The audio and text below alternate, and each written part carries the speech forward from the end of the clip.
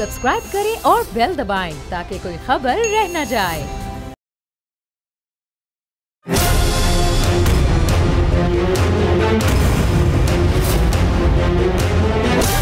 From the Islamabad studios of Bold Network, it's time for Jameel Farooqi on National Debate.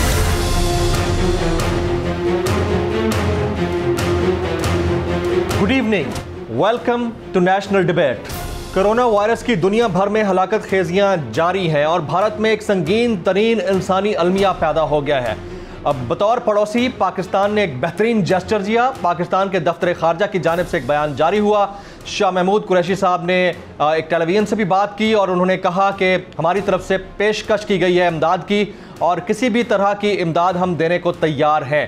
अब ऐसी सूरत हाल में जबकि मकबूजा वादी कश्मीर के अंदर एक और अजीम इंसानी अलमिया हम गुज़िश्ता 2 साल से ऑब्ज़र्व कर रहे हैं, वो सूरत हाल अपनी जगह होते हुए एक बेहतरीन पड़ोसी का अगर सबूत देने का जज्बा रखता है तो पाकिस्तान रखता है। अब देखना ये होगा कि भारत की जानिब से इसके ऊपर रद्द अमल आता है तो किस तरह का आता है। क्या भारत इसको मस्बत लेता है या मनफी लेता है? इसके ऊपर कयास आ रही हैं, मुख्तलिफ अंदाज से सोशल मीडिया के ऊपर की जा रही हैं, मुख्तलिफ हल्कों में की जा रही हैं, लेकिन जब तक भारत की तरफ से इसके ऊपर जवाब नहीं आता, इसके ऊपर किसी किस्म की बात नहीं की जा सकती है। पाकिस्तान के अंदर भी सिचुएशन कोई बहुत ज़्यादा खुश आइंद नहीं है। यहाँ पर भी कोरोना वायरस की तबाहकारियाँ, हलाकत खेजियाँ जारी हैं। पाकिस्तान के अंदर अमवात का सिलसिला बड़ी तेज़ी से जारी है और इस अमवात के सिलसिले में रोज़ाना इजाफा हो रहा है। रिकॉर्ड किया गया है इस इजाफे को और अगर खुदा न ख्वास्ता अब पाकिस्तान के अंदर SOPs के ऊपर अमल दरामद को सही तरह से एनफोर्स नहीं कराया जाता और लोग फॉलो नहीं करते मास्क पहनना या सैनिटाइज ठीक तरह से करना, तो अगले 2-3 हफ्तों में ये हलाकत खेजियाँ मज़ीद बढ़ सकती हैं। पाकिस्तान अब तमाम बड़े शहरों के अंदर लॉकडाउन को एनफोर्स करा सकता है, इसीलिए पाक फ़ौज की मदद ली गई है। पाक फ़ौज की मदद SOPs के मद में ली गई है। अब आने वाले दिनों में देखना होगा कि किस अंदाज से ये एनफोर्समेंट होती है, किस अंदाज से इंडल्ज किया जाता है डिफरेंट इदारों को। लेकिन यहाँ पर क्वेश्चन मार्क ये है कि सिविल इदारे अगर पाकिस्तान के अंदर हैं तो उनके सक्सेसफुल होने या फेल होने के ऊपर बहुत बड़ा सवालिया निशान है। Agenda on the national debate पर बात करने से पहले हम बात करेंगे ट्रेंडिंग टुनाइट की। ट्रेंडिंग टुनाइट आज का हमारा हैशटैग है #कोविड आउटब्रेक। #Covid outbreak. मुझे जमील फारूकी कहते हैं। आप मेरा प्रोग्राम नेशनल डिबेट बोल न्यूज़ पर मुलाहिजा करते हैं। ऑन द डिबेट टुनाइट आज के हमारे मोअज़्ज़ज़ मेहमानान में शामिल हैं जनाब जाहिद हफीज़ चौधरी साहब। आप मारूफ डिप्लोमेट हैं और पाकिस्तान के दफ्तर खारजा के तर्जुमान हैं। हमारे दूसरे मोअज़्ज़ज़ मेहमान हैं जनाब मखदूम शहाबुद्दीन साहब, साबिक वफाकी वज़ीर बराए सेहत हैं। आपका ताल्लुक पाकिस्तान पीपल्स पार्टी से है। डॉक्टर नौशीन हामिद साहिबा, पार्लिमानी सेक्रेटरी बराए सेहत, आपका ताल्लुक पाकिस्तान तहरीक इंसाफ से है। और डॉक्टर जावेद अकरम साहब, आप वाइस चांसलर हैं यूनिवर्सिटी ऑफ हेल्थ साइंसेज के मारूफ मुआलिज हैं, आप हमारे साथ मौजूद होंगे। इसके अलावा जनरल रिटायर्ड अमजद शुएब साहब, आप मारूफ दिफाई तज्जियाकार हैं, मारूफ शख्सियत हैं। और हमारे आखिरी मेहमान होंगे जनाब डॉक्टर जवाद असगर साहब, माहिर वबाई अमराज। प्रोग्राम के पहले हिस्से में जनाब जाहिद हफीज़ साहब, तर्जुमान दफ्तर खारजा को वेलकम कहूँगा। सर, आपने वक्त निकाला, आपका बहुत बहुत शुक्रिया। मेरा पहला सवाल आपसे रहेगा कि पाकिस्तान ने भारत को संगीन तरीन क्राइसिस के अंदर पेशकश की है इमदाद की और आपने भारतीय हाई कमिश्नर को दफ्तर खारजा तलब किया और पेशकश की। मुझे आपसे जानना यह है कि ये मुलाकात कब हुई है और इस इमदादी पेशकश में कौन सी चीज़ें देने का कहा गया है पाकिस्तान की जानिब से भारत को? बहुत मेहरबानी। जिस तरह के आपके इल्म में है, भारत में कोरोना की जो मौजूदा लहर है उसकी वजह से सूरत हाल इंतहाई तशवीशनाक है। पिछले 3 दिनों में 1 मिलियन से ज़्यादा लोगों में कोरोना वायरस की तशखीस हुई। Only on Friday more than 340,000 people tested positive and more than 2,400 people lost their life. तो हम ये समझते हैं कि इस तनाजुर में तो जो मेडिकल असिस्टेंस प्रोवाइड करने की पेशकश की है वो एक हमारी तरफ से ह्यूमैनिटेरियन जेस्चर है। हमारा ये ख्याल है कि ये एक इंतहाई अहम इंसानी अलमिया और उसे निपटने के लिए बाहमी ताउन बहुत ज़रूरी है। ख़ास तौर पर खित्ते के ममालिक में बाहमी ताउन बहुत अहम है। इस सिलसिले में आपने पूछा कि किन आइटम की, तो उसमें हमने जो अशिया उन्हें ऑफर की हैं उसमें वेंटिलेटर्स हैं, बाईपैप मशीन हैं, डिजिटल एक्सरे मशीन हैं, उसके अलावा बाकी और दीगर जो रिलेटिव हों। इस सिलसिले में हमने भारत के जो यहाँ पे CDA हैं उन्हें दफ्तर खारजा बुलाकर ये ऑफर फॉर्मली उन्हें की, जिसका जवाब हमें भारत की तरफ से आएगा। तो हमने उन्हें ये भी कहा कि जी दोनों ममालिक के जो मुताले हैं वो आपस में बात कर इन अशिया की जल्द तसील को यकीनी बना सकते हैं। चौधरी साहब, क्या आपको लगता है कि बतौर डिप्लोमेट पाकिस्तान की जानिब से, FO की जानिब से ये जो ऑफर की गई है इसका जवाब भी इसी अंदाज से मस्बत ही आएगा भारत की जानिब से? चौधरी साहब ये देखिए जमील साहब, अहम बात इस वक्त ये है कि ये एक, जिस तरह मैंने पहले भी कहा कि एक बहुत ही सीरियस ह्यूमैनिटेरियन इशू है और पाकिस्तान ने हमेशा ह्यूमैनिटेरियन इशू के ऊपर एक ह्यूमैनिटेरियन अप्रोच ली है। तो उसी तनाजुर में हमने पहले आपने प्राइम मिनिस्टर इमरान खान का बयान भी देखा होगा, जो उन्होंने सॉलिडेरिटी एक्सप्रेस की भारत की अवाम के साथ। फॉरेन मिनिस्टर शाह महमूद कुरैशी साहब की तरफ से इस सिलसिले में एक बयान आया। तो हमने ये जो पेशकश की है ह्यूमैनिटेरियन बुनियादों पे की है और हम ये समझते हैं कि इस सिलसिले में जो है वो हमारी जो पेशकश है तो उसे बिल्कुल ह्यूमैनिटेरियन अप्रोच के तौर पर ही देखा जाएगा। चौधरी साहब, कश्मीर हमारा प्रिंसिपल स्टैंड है और इसमें कोई दो राय नहीं है, तमाम पाकिस्तानी इसके ऊपर यक ज़बान है। तो आपकी जो भारतीय हाई कमिश्नर से दफ्तर खारजा में गुफ्तगू हुई या उनके साथ जो डिस्कशन हुई है, एक बड़ा ह्यूमैनिटेरियन क्राइसिस है इंडिया के अंदर, इसमें तो कोई शक नहीं है, लेकिन एक और बड़ा ह्यूमैनिटेरियन क्राइसिस मकबूजा वादी कश्मीर के अंदर भी है। तो उस क्राइसिस को लेकर भी कोई बात ज़ेरे गौर आई या अंडर डिस्कशन आई? चौधरी साहब जमील साहब, ये आपने बहुत ही अहम बात की। देखिए मसला कश्मीर के ऊपर तो पाकिस्तान का बहुत ही वाज़ेह मौक़िफ़ है और उस मौक़िफ़ में बिल्कुल किसी किस्म की कोई तब्दीली न पहले आई और न अब आएगी। हम ये समझते हैं कि मकबूजा कश्मीर में जो भारतीय मुजालिम हैं उन्हें बंद होना चाहिए। इंटरनेशनल कम्युनिटी को हमने 12 सेंसिटाइज किया इस इशू के ऊपर। हमने अक़वाम मुत्तहिदा को इस बारे में सेंसिटाइज किया। आपने देखा अक़वाम मुत्तहिदा की सलामती को 3 मरतबा डिस्कशन भी हुई। भारत के 5 अगस्त 2019 के जो गैर कानूनी और एक तरफा इक़दाम थे उनके बाद, तो उसके ऊपर तो कोई हमारे मौक़िफ़ में तब्दीली नहीं है और हम हर फॉरम के ऊपर, चाहे वो यूनाइटेड नेशंस हो, चाहे वो इंटरनेशनल मीडिया हो, चाहे हमारा वो बायलैटरल इंटरेक्शन हो विद अदर कंट्रीज, चाहे ग्लोबल पार्लियामेंट हो, हम हर फोरम के ऊपर मसला कश्मीर के ऊपर अपनी आवाज़ उठाते रहें और आइंदा भी उठाते रहेंगे जब तक कि मसला कश्मीर हल नहीं हो जाता।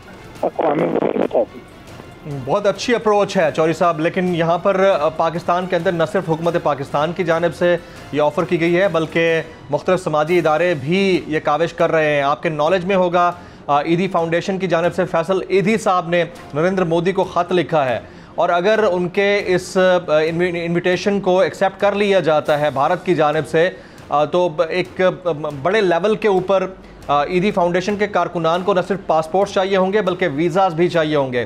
तो क्या पाकिस्तान के दफ्तर खारजा को इस तमाम चीज़ का इल्म है और आप लोग फैसिलिटेट करेंगे अगर भारत ईदी फाउंडेशन को कहता है कि आप लोग आएँ और इस अजीम तरीन संगीन तरीन इंसानी अलमिये में वहाँ भारत के अंदर जाकर काम करें?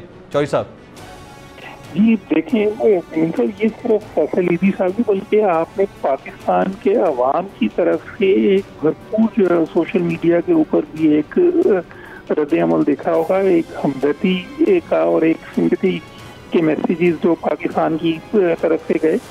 तो पाकिस्तान के अवाम इस वक्त भारत के अवाम के लिए दुआगो भी हैं और उन्हें हर तरह की जो ताउन की यकीनदानी भी करवाते हैं। और इसी सिलसिले में फैसल ईदी साहब ने भी जो ये लेटर लिखा है ये की तरफ से एक एक्सप्रेशन है of solidarity with the people of India. Pakistan की जानिब से इमदादी पेशकश का मस्बत जवाब आए, हम सब की यही ख्वाहिश है, लेकिन ट्रेंड्स ये बताते हैं कि जब भी पाकिस्तान की जानिब से कोई मस्बत काविश की गई है जवाब हमेशा मनफी ही आया है। और इन केस अगर भारत की जानिब से जवाब मनफी आता है तो हम या हमारा दफ्तर खारजा या हमारा जो पेशकश करना है वो कहाँ स्टैंड करता है? चौधरी साहब हमने देखें ये एक ह्यूमैनिटेरियन इशू के तौर पर इसके ऊपर हमारी अप्रोच है और हम अभी भी यही कहते हैं कि हम दुआगो हैं। हमारी उम्मीद है कि भारत के अवाम इस वबा की जो मौजूदा लहर है इसके ऊपर कामयाबी से काबू पाने पाएंगे और उसमें हमारी दुआएं, हमारी नेक ख्वाहिशात बिल्कुल उनके साथ हैं। बहुत शुक्रिया जाहिद हफीज़ साहब, तर्जुमान दफ्तर खारजा हमारे साथ मौजूद है। अभी दीगर गेस्ट पैनलिस्ट को शामिल गुफ्तगू करते हैं। डॉक्टर नौशीन हामिद साहिबा, पार्लिमानी सेक्रेटरी हेल्थ, पाकिस्तान तहरीक इंसाफ से आपका ताल्लुक़ है, आप हमारे साथ मौजूद हैं। और जनाब मखदूम शहाबुद्दीन साहब, साबिक वफाकी वज़ीर बराए सेहत, आप भी टेलीफोन लाइन पर हमारे साथ जुड़े हुए हैं। पहला सवाल मेरा मखदूम शहाबुद्दीन साहब से होगा। मखदूम साहब, ख़ुद हम सेहत के मसाइल पर शायद काबू पा सकें या ना पा सकें, लेकिन हमारी दरिया दिली ये है कि हमने भारत को वेंटिलेटर्स और ऑक्सीजन की फराहमी के लिए पेशकश कर दी है। अब किस तरह का फैसला है सर ये, इस पर आप कैसे कमेंट करेंगे मखदूम साहब? जी, मेरे ख्याल में it's a very fine gesture, बहुत अच्छा जेस्चर है। ताल्लुकात में आसूदगी होगी, ताल्लुकात इम्प्रूव होंगे। देखिए, अगर हुकूमत ने पेशकश की है तो इसके मतलब ये है कि उनके पास गुंजाइश होगी तो की है ना। ऐसे तो वो नहीं करेंगे ना। अगर उनके पास ही बिल्कुल कमी हो और शॉर्टेज हो फिर तो वो ऐसा पेशकश करेंगे ही नहीं। तो मैं समझता हूँ बहुत अच्छा कदम है, बहुत अच्छा कदम है। और जो हमारा प्रिंसिपल स्टैंड है कश्मीर का, वो लेकर हम एक अलग मसला रखें और हम पेशकश कर सकते हैं। आप ये कहना चाह रहे हैं कि जो भी इकदाम हुआ है it's a good gesture? Makhdoom साहब, इट्स अ गुड जेस्चर। जी, मैं यही समझता हूँ। कश्मीर का मसला तो इंशाल्लाह हम हल करवाएंगे, इंशाल्लाह। वो तो हमारा पूरा अज़्म है। तो उसके अलावा प्योरली ऑन ह्यूमैनिटेरियन ग्राउंड्स हम ये कह रहे हैं ना, purely on humanitarian grounds. Right. अच्छा, अब आप क्योंकि वफाकी वज़ीर बराए सेहत भी रहे हैं, तो हुकूमत की जो पॉलिसीज़ हैं कोविड-19 को लेकर आपकी नज़र में दुरुस्त तरीके से हुकूमत टैकल कर रही है सिचुएशन को?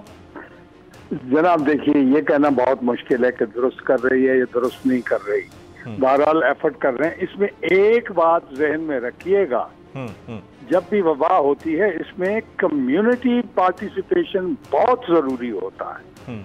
किसी प्रोग्राम को सक्सेसफुल करने में कम्युनिटी पार्टिसिपेशन। आप देखिए, कई मरतबे हमने टीवी पे देखा है, हुजूम है, किसी ने मास्क नहीं पहना हुआ। अब देखे ना, ये भी तो कम्युनिटी पार्टिसिपेशन ठीक नहीं हो रही ना। कम्युनिटी पार्टिसिपेशन सही नहीं होगी, ये मसला इसको आप हल नहीं कर सकते।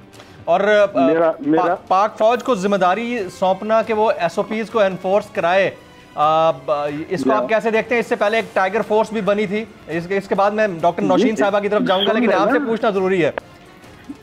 सुन लें सर, गुजारिश ये है, अगर फौज को इन्वॉल्व करने, इसका मतलब ये है कि सिविल एडमिनिस्ट्रेशन फेल हो चुकी है, मुकम्मल तौर पर फेल हो चुकी है। वो नहीं करा सकते, इसलिए फौज को बुलाया।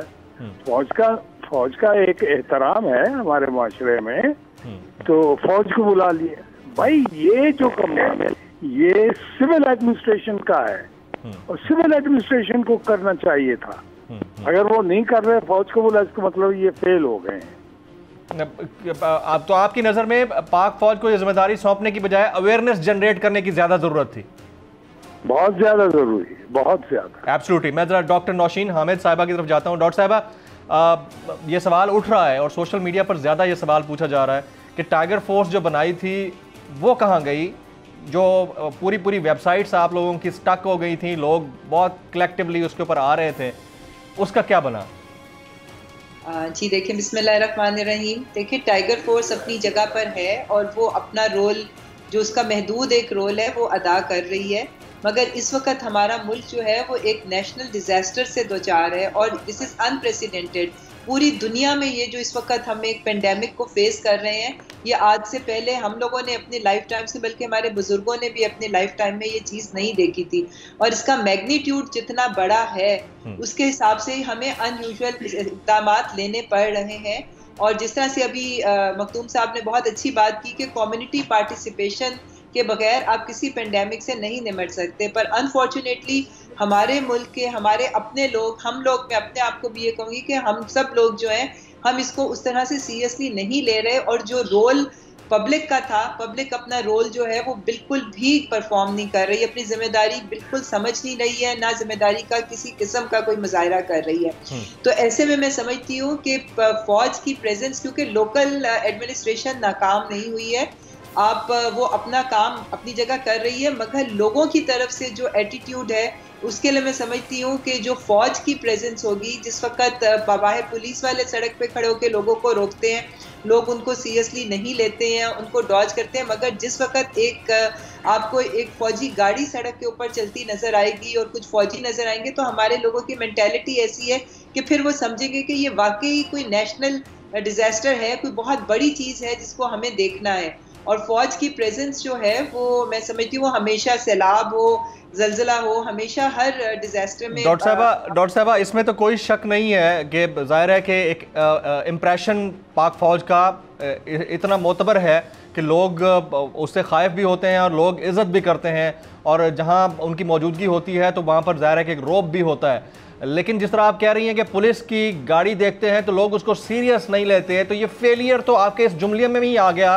कि सिविल डिपार्टमेंट्स का रोब या दबदबा वो नहीं है जो कि फेलियर की सूरत में सामने आ रहा है। तो पिछले 2.5 साल में कम से कम ये तो हो जाता है, जिस तरह केपी में आप लोगों ने किया कुछ, तो यहाँ की पुलिस का भी मोराल ऐसा होता कि आज आपको ये कम से कम कहने की नौबत ना आती। डॉक्टर साहबा देखिए जी, पुलिस का अपना एक रोल है, वो अपना रोल अदा कर रही है, मगर मैंने आपसे ये कहा कि जो मैग्नीट्यूड ऑफ प्रॉब्लम है और इस वक्त जो हम भारत के हालात देख रहे हैं, तो मैं समझती हूँ कि इस स्टिच एंड टाइम सेव्स 9 के अगर हम इस वक्त कोई बड़ा कदम उठा लेंगे तो हम एक बहुत बड़े डिजास्टर से बच जाएंगे। तो पुलिस तो अपना रोल कर रही है, वो बेचारी तो सड़कों पे मौजूद है हर वक्त, वो लोगों के साथ, वो आप देखते हैं कि वो चौराहों पे खड़े होकर मास्क की भी तलकीन कर रही है, मगर रेजिस्टेंस आगे से इतनी ज्यादा है अवाम की। आप अभी चले जाएं, आप सड़क पे 10 लोगों से पूछेंगे, 8 लोग आपको कहेंगे कि हम कोरोना को समझते ही कुछ नहीं है।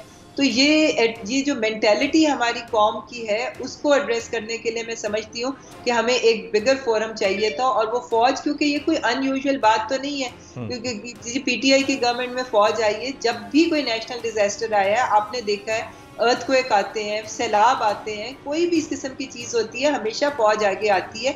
आप इसको भी इसी तरीके से लें, ये कोई अनयूजुअल बात नहीं है कि फौज आके नहीं नेशनल डिजास्टर और इमरजेंसी की सिचुएशन में जाहिर है कि पूरी दुनिया में ऐसा होता है। हमने देखा न्यूजीलैंड में हुआ, इंडिया में हो रहा है, बाकी जगहों पे हुआ, पाकिस्तान में भी हो सकता है, इसको डिस्करेज कोई नहीं कर रहा। लेकिन यहाँ साथ साथ फिर सवाल जो है सिविल इदारों के ऊपर उठता है। तो एक और चीज़ भी बड़ी इंपॉर्टेंट है कि अब जाहिर है कि जिस तरह आर्मी मौजूद होगी तो उनका भी जो रिस्पांस होगा वो यही होगा कि उनकी मौजूदगी से लोग खाइफ हों थोड़ा सा और वो SOPs पर अमल करें। यही चीज़ पुलिस की थी, लेकिन एनफोर्समेंट किस तरह होगी? यानी अब क्या फौज पकड़ पकड़ के लोगों को गाड़ियों में तो नहीं डालेगी ना? नहीं जी, मेरा ख्याल है यही है कि उनको फाइन्स होंगे।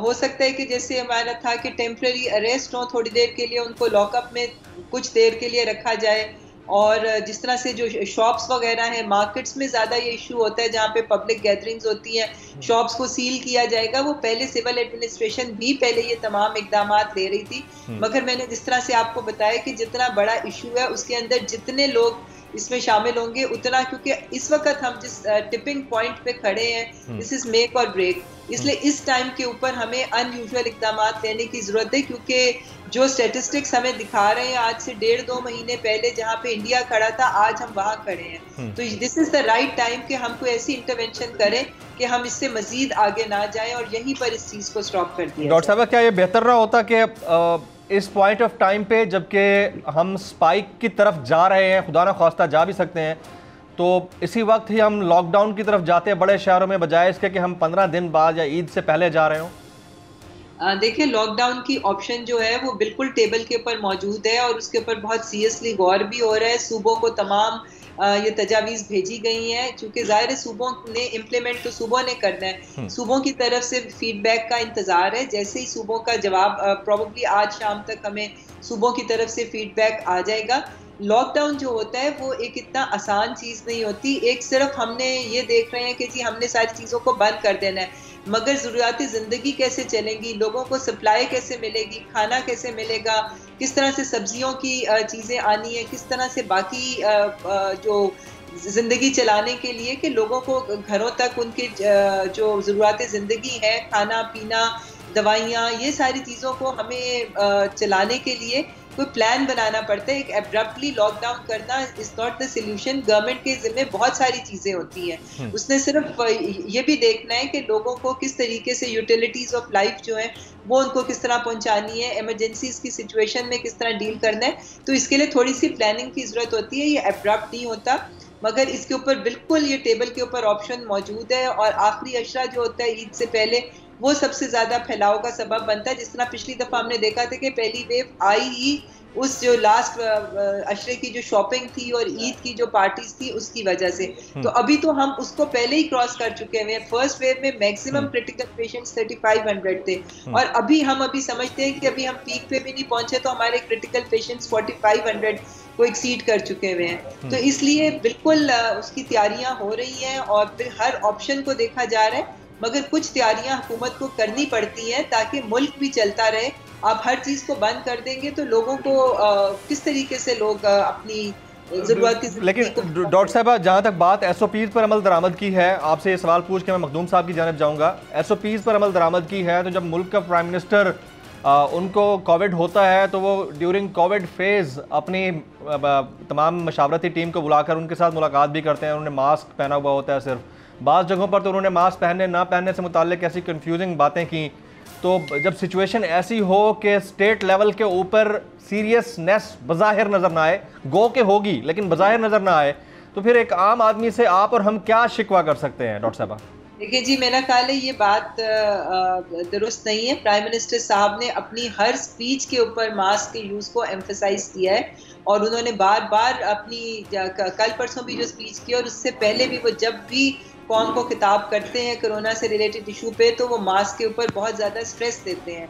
और जिस मीटिंग की आप बात कर रहे हैं, देखिए कोरोना बेशक है, मगर हॉस्पिटल्स में भी तो सारे डॉक्टर्स जो हैं वो पेशेंट्स के करीब जाते हैं और वो सेफ रहते हैं क्योंकि उनके पास उन्होंने SOPs को फॉलो किया होता है। खान साहब की वो मीटिंग जो थी वो ठीक है, एक आइडियल सिचुएशन नहीं थी, मगर कुछ मुल्की मामलात ऐसे होते हैं जिसमें बंदे को कोई एक्सेप्शनल चीज़ें करनी पड़ती हैं, कुछ डिसीजंस आके जिस तरह प्राइम मिनिस्टर उन्होंने पूरे मुल्क को देखना है और उसके साथ साथ इंटरनेशनल लेवल के ऊपर हमारे जो इश्यूज अराइज हो रहे हैं, तो उस टीम को बुला के बिल्कुल SOPs के साथ एक खुली वेल वेंटिलेटेड रूम में, और 6 फीट का फासला कहा जाता है, उन्होंने तो 20 से 25 फीट का फासला रखा हुआ था जब उन्होंने अपनी उस टीम के साथ मीटिंग की थी। तो ऐसे में किसी जरूर करते डॉक्टर साहब, जरूर करते, लेकिन वो जो मैसेज सोशल मीडिया पर दिया जाता है ना कि जी कोविड होने के बावजूद लोगों से मुलाकात और इतने हार्ड वर्किंग हैं, तो वो मैसेज देने की जरूरत नहीं थी। आप जरूर करें मीटिंग्स, आप ऑफ द कैम करें, क्योंकि मैसेज जो होता है ना पब्लिक या मैसेज के थ्रू जो पहुंचता है वो मैसेज बड़ा नेगेटिवली लिया जाता है फिर कि सीरियसनेस कितनी है। आपने बिल्कुल कमेंट किया, इसके ऊपर मैं मखदूम साहब की तरफ जाऊंगा।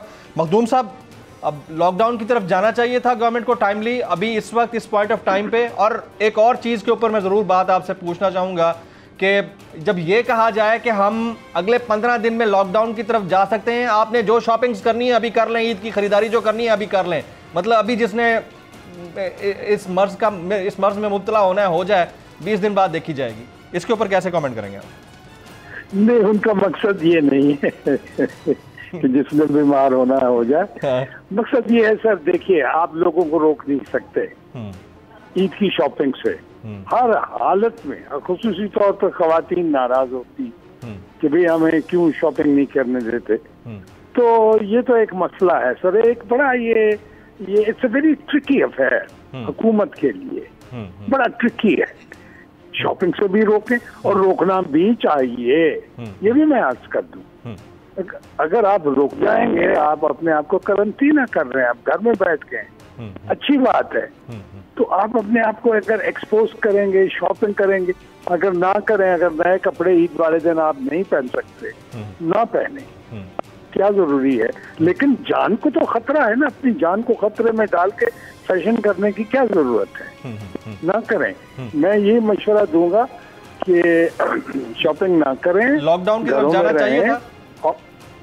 लॉकडाउन जो है ना सर, लॉकडाउन तो एक इंतहाई स्टेप होता है, एक्सट्रीम स्टेप होता है, और अगर करना चाहिए बिल्कुल करना चाहिए। और देखिए एक चीज आपने जरूर देखी होगी कि कोरोना में, इस वबा में इजाफा हो रहा। I think ultimately you have to settle down for lockdown, ultimately आपको करना पड़ेगा। लेकिन एक बहुत अच्छा एटीट्यूड है प्राइम मिनिस्टर का कि सबसे ज्यादा जो मारा जाता है ऑलरेडी वो पिसा हुआ तबका है, छोटा तबका।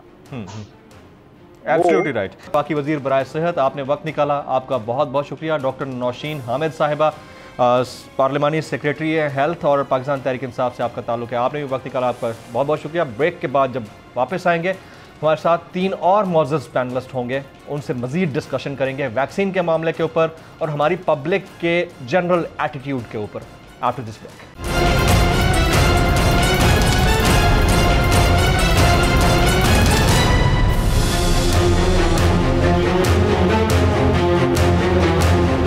Welcome back. प्रोग्राम के इस हिस्से में 3 मुअज़्ज़ज़ मेहमान हमारे साथ मौजूद हैं। जनाब जनरल रिटायर्ड अमजद शुएब साहब, किसी तारुफ के मोहताज नहीं हैं, आप दिफाई तज्ज़ियाकार भी हैं और क्योंकि कोविड-19 पेंडेमिक की सिचुएशन को कंट्रोल करने के लिए फ़ौज को तलब किया गया है तो आप इसके ऊपर बेहतर कमेंट कर सकेंगे। हमारे दूसरे मुअज़्ज़ज़ मेहमान हैं जनाब डॉक्टर जावेद अकरम साहब, आप वाइस चांसलर हैं यूनिवर्सिटी ऑफ हेल्थ साइंसेज़ के। सर आपने वक्त निकाला, आपका बहुत बहुत शुक्रिया। आपसे एक्सपर्ट ओपिनियन लेंगे। साथ साथ जनाब डॉक्टर जवाद असगर साहब, किसी तारुफ के मोहताज नहीं हैं, आप माहिर हैं वबाई अमराज के और आजकल अब एक इदारे को हेड भी कर रहे हैं। सर आपने वक्त निकाला, आपका बहुत बहुत शुक्रिया।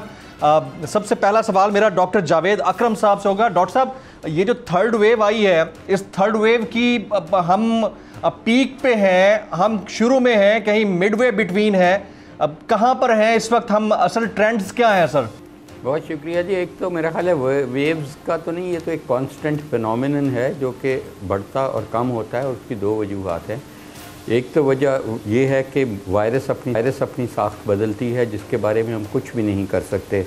उसमें म्यूटेशंस भी आती हैं, वेरिएशंस भी आती हैं और उसका पोटेंशियल इन्फेक्ट करने का कई गुना बढ़ जाता है और इसी तरह उसकी वायलेंस भी बढ़ जाती है और बच्चों को भी इफ़ेक्ट करना शुरू कर देती है क्योंकि उनके इमैच्योर ACE2 रिसेप्टर्स हैं लेकिन ये वायरस उनको भी अटैच होती है।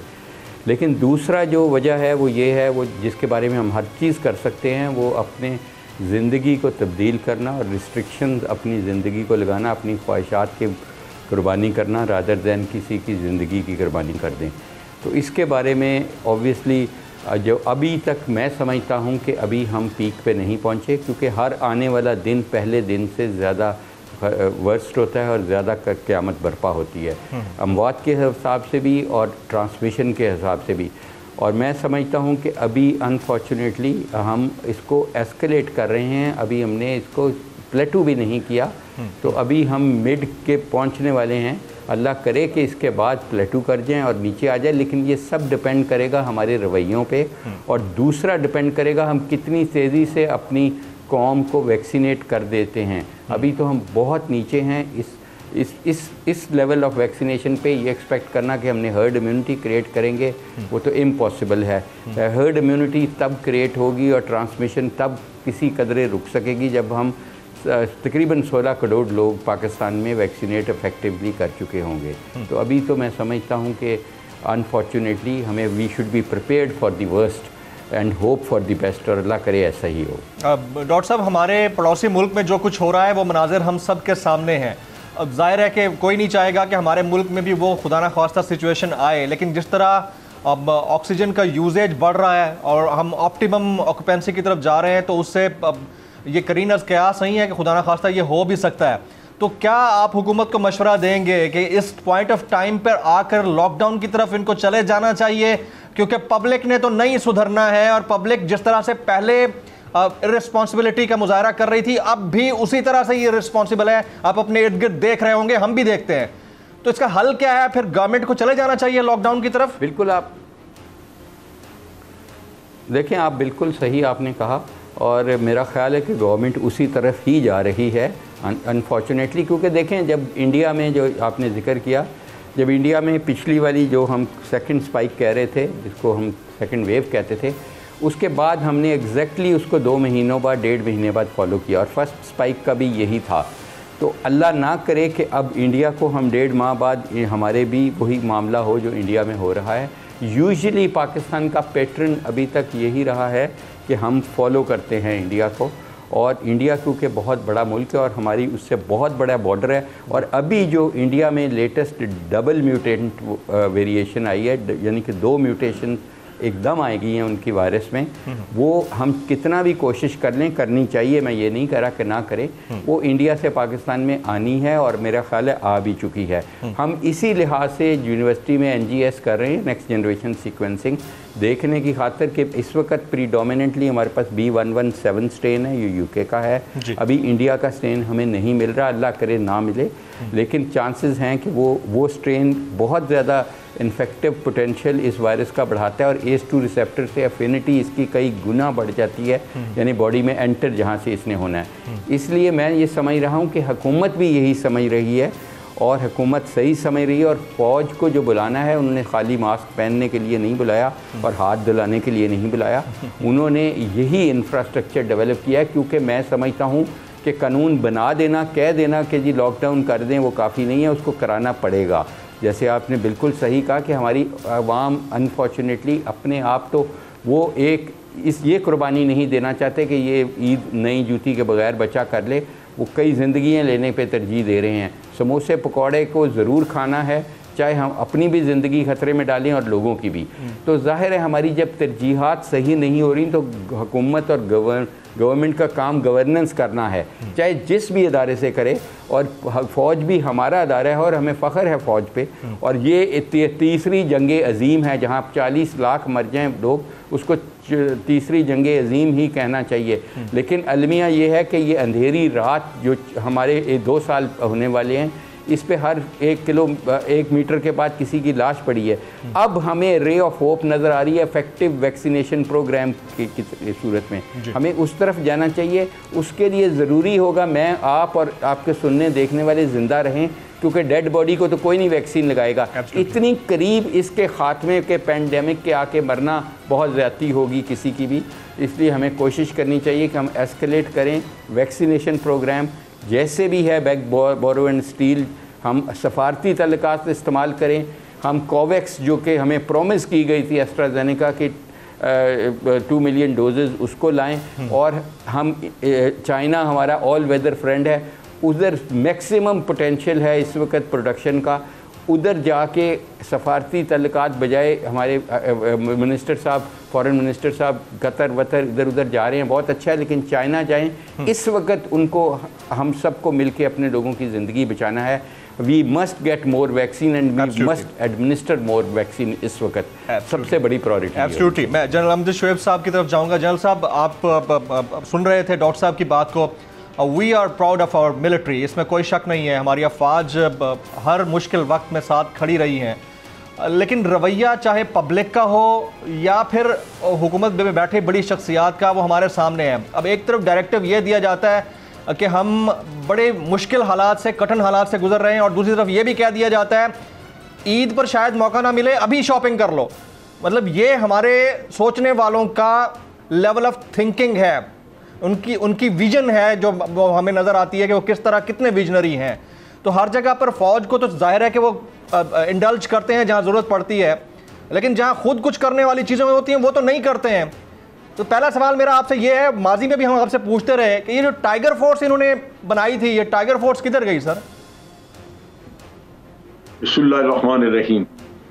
देखिए जी, शुरू दिनों में टाइगर फोर्स का नाम सुनो, उसके बाद तो पता ही नहीं उसका कि वो कहाँ गई, कहीं इस्तेमाल, बल्कि वो टाइगर फोर्स के बहुत सारे लोग उसमें जो शामिल हो गए वो गालिबन अपने मकासद के लिए था। मुझे बाज़ केसेस का पता है, यहाँ सियालकोट साइड पे और दूसरी जगह पर उन्होंने खुद अपने तौर पे वहाँ के डिप्टी कमिश्नर को, दूसरे लोगों को, डिस्ट्रिक्ट एडमिनिस्ट्रेशन को अपनी तरफ से ऑर्डर्स इशू करने शुरू कर दिए कि आप ये करें, वो करें, शाम तक हमें रिपोर्ट करें, जो दुरुस्त नहीं है। उनको इस तरह का कोई इख्तियार नहीं था, लेकिन यही है वो मिस यूज ऑफ अथॉरिटी कि आप लोगों को जब इस तरह उठा के लगा देते हैं, तो काम तो उनको था कि सड़कों पे पब्लिक के साथ बात करें, लेकिन उन्होंने डिस्ट्रिक्ट एडमिनिस्ट्रेशन में दखल देना शुरू कर दिया। तो मेरा ख्याल हो सकता है गवर्नमेंट ने किसी वजह इन ऐसी वजूहात की बुनियाद पे उनको रोका हो जी। अब चीज ये है कि पाकिस्तान आर्मी का जहां तक ताल्लुक है, आर्मी नेचुरली पॉलिटिकल गवर्नमेंट जो भी ऑर्डर देती है उसके मुताबिक वो करते हैं। कराची में भी किया, यहाँ भी, और वो एक जिम्मेदारी है, और नेचुरली अफवाज पाकिस्तान पूरी तनदही के साथ करती हैं इस वजह से कि वो अपने आप को इस सोसाइटी का, इस कौम का हिस्सा समझते हैं कि हमें इनके मुश्किल वक्त में अपने आप को साथ रखना है ताकि जो कुछ हम कर सकते हैं वो करें। जी। खराबी इसमें ये है जो मैं समझता हूँ और जिसमें हमें मोहतात रहना चाहिए, वो है पब्लिक के साथ कांटेक्ट और पब्लिक के साथ कम्युनिकेशन। उसमें दो मसले हो सकते हैं। एक तो ये कि अगर जवान वहां से खुद कांटेक्ट कर लें, डिजीज किसी तरह हाथ मिलाया या किसी चीज को हाथ लगाया और वो इन्फेक्टेड है, तो उसके बाद लोग बीमार होने शुरू हुए तो अफवाज पाकिस्तान में एक क्राइसिस बन सकती है। एक तो ये। दूसरा इशू उसमें ये है कि हमारे जवान जो है वो पब्लिक डीलिंग या पब्लिक कांटेक्ट के लिए ट्रेन नहीं किए होते, उनको पता नहीं है कि उन्होंने किसी से बातचीत करके उसको कैसे कायल करना है, क्योंकि इसमें तो लोगों को परसुएशन है, कायल करने की जरूरत होगी कि जनाब आपके स्टोर पे ये रश क्यों है, आपकी ये मॉल जो खुली है इसमें आपने ये एसओपीज फॉलो नहीं की हुई, ये फॉलो करें वरना हम बंद कर देंगे। ये इश्यूज हैं जिसपे के मुझे ये खदशा है कि ये ना हो कि लोगों के साथ वहां पे अल्टरकेशन शुरू हो जाए और अफवाज पाकिस्तान जो है वो किसी वहां पे सिविल मिलिट्री इशू में इन्वॉल्व हो जाए। मैस क्रिएट हो जाए। पहले ही हमारे जो पॉलिटिकल ओपोनेंट्स हैं इस गवर्नमेंट के, उन्होंने तो पहले वक्त से जैसे ये ऑर्डर आया, ये कहा कि जी अफवाज से मदद ले रहे हैं, उन्होंने क्रिटिसाइज करना शुरू कर दिया कि जी फौज का तो ये काम ही नहीं है। अब वो अपने इस कॉल को साबित करने के लिए किसी हद पे भी जा सकते हैं और मैंने देखा कि पाकिस्तान में हुब्बुल वतनी का अपना अपना मयार है सबका, लिहाजा वो उसमें परवाह नहीं करते कि अगर वो अफवाज पाकिस्तान की तजलील कर लें तो वो समझते हैं कि हमारा नुक्ता तो जो हम पेश करना चाहते थे वो हो गया। ये वो चीज है जिससे मुझे डर आता है कि ये कहीं वही 5th जनरेशन वाला प्रोपेगेंडा वॉरफेयर का किस्सा ना बन जाए और अफवाज पाकिस्तान इतना कुछ करके मेहनत करके उनमें फिर बदली आनी शुरू हो क्योंकि लोगों का रिएक्शन इस तरह का निकल आए। ये वो रिस्क है जो कि मैं समझता हूँ हुकूमत को जितनी जल्दी हो इस पे अपनी सिविल मशीनरी को एक्टिवेट करके तो इनको निकाल देना चाहिए फौज को वहां से। एब्सोल्युटली राइट जी। तो अपने मौजूद मेहमानों से गुफ्तगू का सिलसिला हमारा जारी है, लेकिन यहाँ वक्त हुआ एक ब्रेक का, साथ रहिएगा।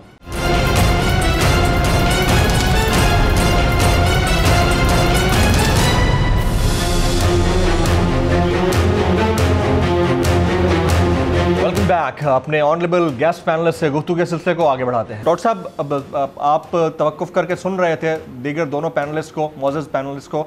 आपसे ये पूछना है कि वैक्सीनेशन में हम इतना स्लो क्यों हैं? आप इर्द गिर्द के ममालिक को देखें तो उनका वैक्सीनेशन प्रोसेस पाकिस्तान से कदरे बेहतर है। चाहे आप इंडिया को भी देख लें, ज़ाहिर है वो तो प्रोड्यूस कर रहे हैं, बांग्लादेश को देखें, बाकी ममालिक को, पाकिस्तान से बेहतर रेशो है उनका।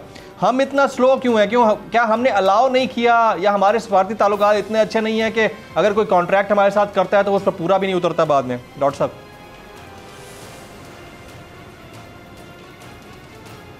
बहुत शुक्रिया फारूकी साहब प्रोग्राम में इनवाइट करने का। और एक्चुअली हेल्थ हमारी कभी प्रायोरिटी रही नहीं है पाकिस्तान के अंदर, कोई भी हुकूमत हो तो हेल्थ के ऊपर जो जब फोकस करना होता है या फंड्स के एलोकेशन होती है तो उसके अंदर ये बहुत पीछे होता है बहुत सारे महकमों के बाद। तो इस वजह से जब ये देखा गया कि शायद हमें जिसे इमदादी तौर पे जो वैक्सीन्स मिलनी है उसकी 17 मिलियन डोजेज आ जाएं जून तक, तो ये समझ लिया गया कि फ़िलहाल हमें शायद ऑर्डर देने की ज़रूरत नहीं है या अभी फ़िलहाल हमें अपना जो पैसे हैं वो कहीं पे फंसाने की ज़रूरत नहीं है। और मैं ऐसे हुआ ये है कि जब खुदा वो जो इमदाद आनी थी वो ना आ सकी तो हमारे पास pretty much कुछ ना रहा और अब हम दौड़ भाग कर रहे हैं और चाइना से कोई तकरीबन 5 लाख हमने वैक्सीन्स जो मेरे ख्याल से कल परसों खरीदी गई हैं और आ गई हैं शायद। तो इस तरह ये बड़ा ये कहिए कि ये वैक्सीनेशन का प्रोसेस जो है शुरू से चला ही नहीं सही तक। और अभी भी हम 1% आबादी को भी, बेशक हमने 16 लाख वैक्सीन्स लगा ली हैं लेकिन इस 16 लाख जब आप पाकिस्तान की आबादी के साथ उसका तकाबिल करें तो ये 1% से बहुत कम अभी भी है। तो इसके एज़ कम्पेयर टू आप बांग्लादेश को देखिए, जिस आपने कहा उन्होंने हमसे कई गुना ज़्यादा लोगों को वैक्सीन लगा लिया है। तो इसमें इशू ये होता है कि वैक्सीन इवन ख़रीदना भी एक पॉइंट है, उसका एक हिस्सा है। जब भी आप वैक्सीन और स्पेशली इतने बड़ी आबादी को वैक्सीनेशन का सोच रहे हो तो आपको तो बहुत हंगामी बुनियादों पे बहुत बड़ी मनसूबासाजी करनी होती है। और वहाँ पे मेरा अपना डॉक्टर साहब यहीं पे मैं आपसे सवाल पूछूंगा कि हम फौज के साथ बैठ जाते हैं और कहते हैं क्योंकि उसमें लॉजिस्टिक्स बहुत चाहिए। हमारी मनसूबाबंदी का मसला है, मनसूबाबंदी का मसला है ये सारा कि हम पहले से हमने बाय नहीं किया। और एक और चीज़ यहाँ पर कि जो प्राइवेट सेक्टर है हमारा, उस प्राइवेट सेक्टर को तो कम से कम सप्लाई इतनी हो जानी चाहिए थी कि लोग तक नहीं पहुंचे। आपको मेरी आवाज़ आ रही है डॉक्टर साहब? डॉक्टर साहब को शायद मेरी आवाज़ नहीं जा रही है। मैं ज़रा डॉक्टर जावेद अकरम साहब की तरफ जाता हूँ। डॉक्टर साहब, प्राइवेट सेक्टर को तो ये अवेलेबल कर देनी चाहिए थी वैक्सीन। जी जी जी जी जी जी देखें, प्राइवेट सेक्टर जो है वो टिप ऑफ द आइसबर्ग होगा। मेरा नहीं ख्याल कि हमारी जो औसतन जो आवाम हैं जिनके 4 बच्चे हैं, 3 बच्चे हैं, 2 मियाँ बीवी हैं, कि वो प्राइवेट वैक्सीनेशन अफोर्ड कर सकते हैं। जी जी आ रही है, थोड़ी थोड़ी कट आ रही है, लेकिन मैं आपका सवाल समझ गया हूँ। हैं जी बोलिए डॉक्टर जावेद अकरम साहब, बोलिएगा आप। हमने रिसोर्स, हाँ, मैं ये कह रहा हूँ कि देखें, प्राइवेट सेक्टर जो है वो अगर ये जो कॉरपोरेट सेक्टर तो कर सकेगा, जो एक आम पाकिस्तानी है जो झुग्गियों में रहता है, जो कच्चे घरों में रहता है गांव में, उससे ये एक्सपेक्ट करना कि वो मुफ्त की वैक्सीन लगा ले, यही बहुत है। क्योंकि मिसपरसेप्शंस इतने क्रिएट कर दिए गए हैं अगेंस्ट वैक्सीन, ये एक्सपेक्ट करना, I think we need a miracle कि वो अपनी जेब से लगाएंगे, अपने 4 बच्चों को भी तकरीबन 40-50 हज़ार रुपया वो लगाएंगे। तो इसलिए मैं समझता हूँ कि प्राइवेट सेक्टर का जो कॉरपोरेट सेक्टर है उसको हमें फाल करना चाहिए, वो ज़रूर करना चाहिए साइमल्टेनियसली। लेकिन असल मसला ये नहीं है, असल मसला डिमांड एंड सप्लाई का है। देखें, इस वक्त वर्ल्ड ओवर डिमांड बहुत ज़्यादा है और सप्लाई बड़ी लिमिटेड है। Countries are competing. कंट्रीज़ ने क्यू कर लिया था आज से 6 माह पहले। अब हम, बिकॉज मैं तो ट्रायल कर रहा हूँ, 5 वैक्सीन्स का ट्रायल कर रहा हूँ, and I am directly in touch with the उनकी जो भी कॉरपोरेशंस हैं उनके करते धरता से। तो वो उनके पास इतनी, किसी के पास भी कैपेसिटी नहीं है। इट्स जस्ट लाइक कि आप ऑक्सीजन ओवरनाइट तो नहीं क्रिएट कर सकते, कैपेसिटी जब कम होती है। तो वैक्सीन की भी ओवरनाइट। लॉन्ग टर्म तो हाल ये है कि पाकिस्तान दुनिया का 3रा बड़ा मुल्क बनने जा रहा है। अभी तक एक बायोटेक्नोलॉजी प्लांट नहीं है। इंडिया नेक्स्ट डोर के पास 250 प्लांट है, चाइना के पास 3000 प्लांट है। तो इसलिए हमें खुद कफील अल्टीमेटली तो जाना चाहिए, लेकिन इस वक्त तो नहीं हो सकते। इस वक्त हमें जिसको हम अपनी ज़बान में कहते हैं वैक्सीन डिप्लोमेसी, उसका भरपूर इस्तेमाल करना चाहिए और उसका बहुत फ़ायदा होगा। हमें जितने ममालिक हैं जो वैक्सीन प्रोड्यूसर्स हैं एक्सेप्ट फॉर इंडिया, हमें उनके साथ एक्टिवली एंगेज होना है और एट ए हायर लेवल होना है, at a prime ministry level या at least as a foreign minister level. हमें एक सेल क्रिएट करना है फॉरेन मिनिस्ट्री में प्रोविजन ऑफ वैक्सीन्स के लिए। अगर मेरे जैसा बंदा जो कि सिर्फ एक साइंसदान है, हम 5 ट्रायल 6 ट्रायल खींच के ला सकते हैं पाकिस्तान में, जो कि बहुत अच्छी चीज़ है। 18,000 एक ट्रायल में लगाए, अभी हम 28,000 एक में लगा रहे हैं, लाख के करीब हम लगा रहे हैं जो ट्रायल्स में, जहाँ पे पैसे भी वो दे रहे हैं, फ्री भी दे रहे हैं और टेस्ट भी हमसे करा रहे हैं और पाकिस्तान का झंडा भी ऊपर जा रहा है। तो why can't government do it? I am sure कि अगर गवर्नमेंट इसको बहुत सीरियसली हरिडली ले तो कोवैक्स, देखें कोवैक्स को हम क्यों नहीं ले पा रहे। कोवैक्स अमीर मुल्कों का कंसोर्शियम है, उन्होंने कोई एहसान नहीं किया हुआ हम पे, गरीब मुल्कों पे। उन्होंने कमिट किया हुआ है पाकिस्तान के साथ 15 मिलियन डोजेस का। अब इसलिए किया हुआ है कि जब तक, चाहे यूके में अब वैक्सीन तकरीबन 60% को उन्होंने कर दी, उनकी लोकल ट्रांसमिशन तकरीबन रुक गई। अब वो खोल रहे हैं अपना मुल्क as a normal, neo normal से नॉर्मल जा रहे हैं। देखें, अगर यहाँ से यूके कोई चला जाएगा तो उनको पता है कि आउटब्रेक फिर वहाँ होगी। जब तक पूरी दुनिया में हर्ड इम्यूनिटी नहीं क्रिएट होती, पूरी दुनिया की आबादी को 75% को हम नहीं लगाते इफेक्टिवली वैक्सीन, ये रहेगा खौफ। ये जैसे सऊदी अरेबिया ने आज खौफ और ये बंद की, बिल्कुल ये होता रहेगा। ये खौफ और ये मामला रहेगा। आपकी बात बिल्कुल बजा है। जवाल साहब के इंटरनेट का इशू था, लेकिन मैं उनसे रिकंटिन्यू करना चाहूँगा अपने उसी सवाल को जहाँ पर वो थे। और साथ ही जवाल साहब ये फरमाइएगा कि वैक्सीनेशन में, जिस तरह डॉक्टर जावेद साहब कह रहे हैं कि हम बहुत स्लो हैं क्योंकि गवर्नमेंट की तरजीहात कुछ और हैं, तो प्राइवेट सेक्टर को तो हम अलाउ कर सकते थे अगर हम चाहते वक्त पर कि बहुत ज़्यादा वैक्सीन हो, ताकि जो बंदा खरीदने की सकत रखता है वो तो लगवाना शुरू करे ना, जिस तरह दीगर ममालिक में हो रहा है। जी हाँ, लेकिन अगर आप दुनिया में देखिए तो ये गवर्नमेंट ही वैक्सीन लगा रही हैं, लेकिन क्योंकि हमारी गवर्नमेंट के पास वो वैक्सीन नहीं है और हमारा प्राइवेट सेक्टर गवर्नमेंट से ज़्यादा होशियार है और ज़्यादा कनेक्टेड है, तो इस वजह से मैं इस बात का हामी हूँ कि आपको प्राइवेट सेक्टर को एक्चुअली ना सिर्फ अलाउ करना चाहिए और बल्कि फैसिलिटेट करना चाहिए, और इनके अंदर दो चीज़ों को इंश्योर करें। नंबर एक, इनकी जो प्रॉफिट है उसका कोई लेवल हो, वो बिल्कुल अनलिमिटेड प्रॉफिट ना हो, और दूसरा क्वालिटी ऑफ वैक्सीन और जहाँ पे वो लगाई जाएगी वो इंश्योर करना कि वो प्रॉपर तरीके से लगाई जाए। याद रखिए कि ये जो वैक्सीन हैं बड़ी इनमें टेम्परेचर सेंसिटिव हैं। अगर आपकी वैक्सीन का आपने टेम्परेचर मेंटेन नहीं किया जो उसके लिए रिक्वायर्ड है, तो उसके बाद वो तो सिंपल पानी के चंद कतरे हैं, तो उसका फायदा नहीं होगा। तो हमें ये इंश्योर करना है, तभी मैं ये कह रहा हूं कि जो वैक्सीन लगाना होता है इस पूरी आबादी को या एक बड़े हिस्से को, ये बहुत बड़ा लॉजिस्टिक ऑपरेशन है, और वहां पे हमें, और मैं इसके बारे में काफी लिख चुका हूं बहुत पहले भी, कि हमें सिर्फ वैक्सीन प्रोक्योरमेंट के ऊपर फोकस नहीं करना, उसके साथ हमने ये कैसे अपनी आबादी के बड़े हिस्से को एक थोड़ी मुद्दत में लगा सकते हैं, वो पूरी प्लानिंग और उसके लिए जो रिसोर्सेज चाहिए वो आपको लगाने पड़ेंगे। अगर फर्ज कीजिए कल 17 मिलियन आपको मिल भी जाती हैं, तो मुझे तो, क्योंकि मैंने वैक्सीनेशन प्रोग्राम्स में काम किया है और मुझे उसका पता है कि उसकी लॉजिस्टिक के लिए हमें क्या कुछ जरूरत है, मुझे तो ग्राउंड पे वो उतने इंतजामात नजर नहीं आते जो पाकिस्तान की बड़ी आबादी को, अगर कल हमारे पास 17 मिलियन वैक्सीन आ भी जाएं तो वो हम उसको लगा भी सकें। और उसका प्रॉब्लम ये होगा जो अफ्रीका के बाद मुल्कों में हुआ है कि वहां 70,000 एस्ट्राजेनेका की एक अफ्रीकी मुल्क के अंदर वो वैक्सीन एक्सपायरी के करीब पहुंच गई हैं, और अब वो लगा नहीं सक रहे हैं, और अब उसके लिए वो ये इस सोच में है कि इसका क्या किया जाए।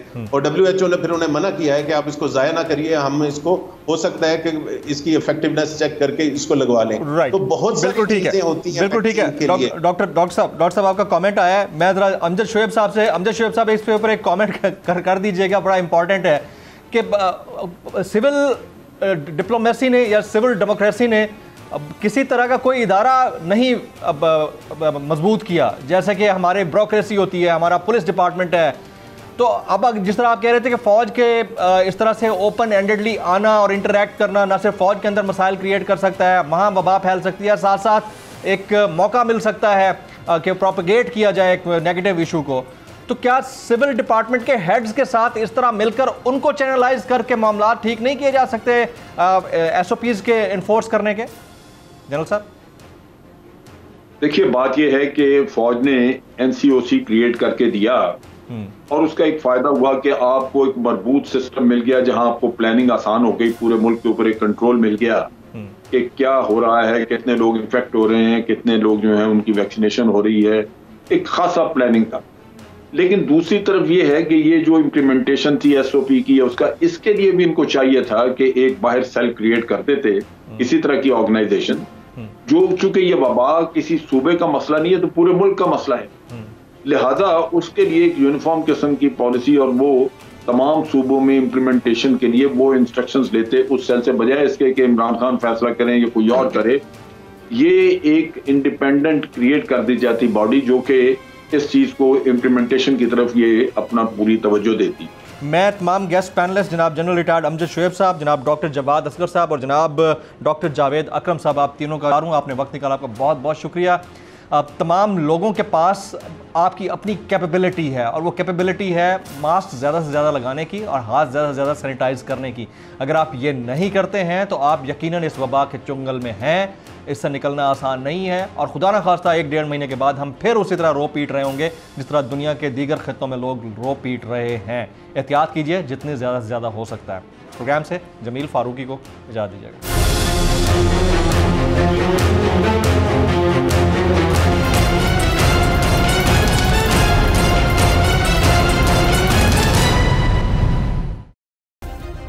सब्सक्राइब करें और बेल दबाएं ताकि कोई खबर रह न जाए।